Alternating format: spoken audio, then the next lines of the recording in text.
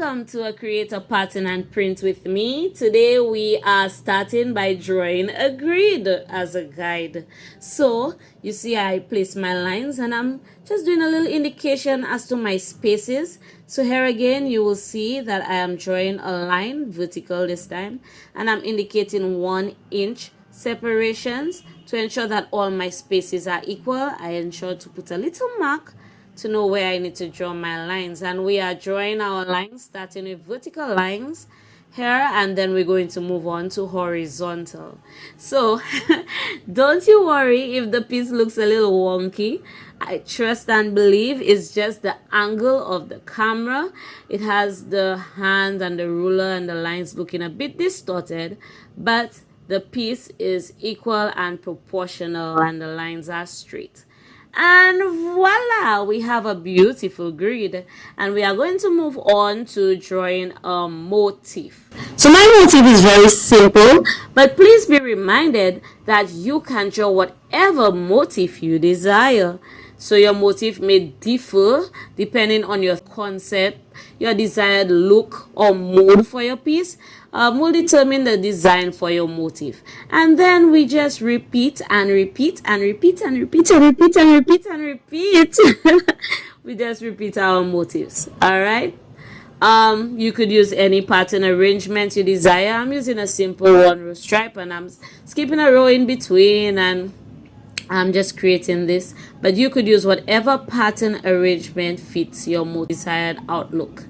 And we are done. So now we get our mylar or acetate. I have acetate, and this material is just a clear plastic, and we place it onto our grid or our guide, and we are going to trace our motifs.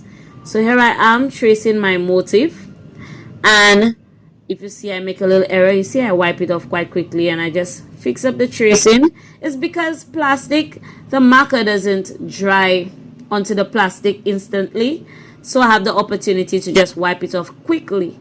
But in the situation where you already drawn your motifs and they dry, one way for you to get any errors out is by using a cotton swab and use rubbing alcohol, and then you could wipe it all out and then trace your motif on again. So we're tracing and fixing and doing what is needed, and soon, and very soon,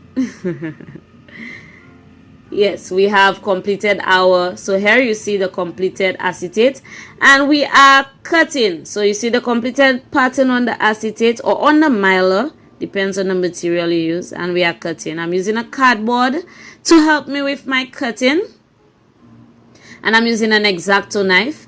Take your time and be neat, be careful. We don't want anyone cutting themselves. All right, and just take your time, and we are done cutting. It's time to print.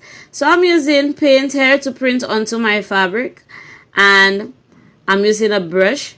This here is just a round brush, and I'm using a dabbing technique.